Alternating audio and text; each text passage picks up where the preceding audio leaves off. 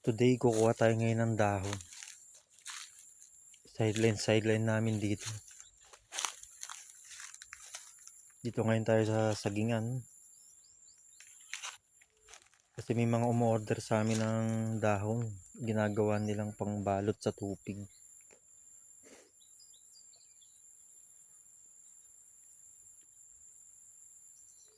Yan po.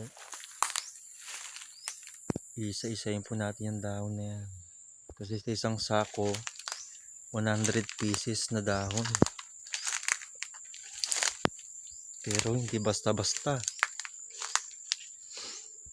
Tatangkay mo yung mga yan, tsaka mo babalatan.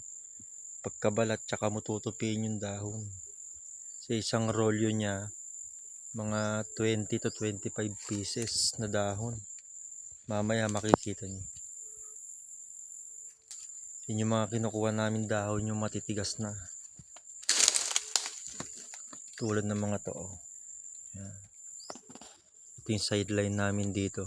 Pag kunyari wala kaming trabaho. Kasi marami naman silang kumukuha.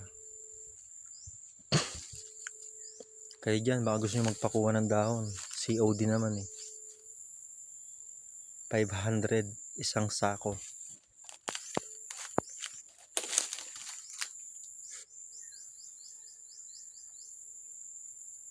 Pero syempre, ang kukuha nilang natin dahon, yung nasa baba. Para di masira yung puno ng saging at patuloy siyang mamunga.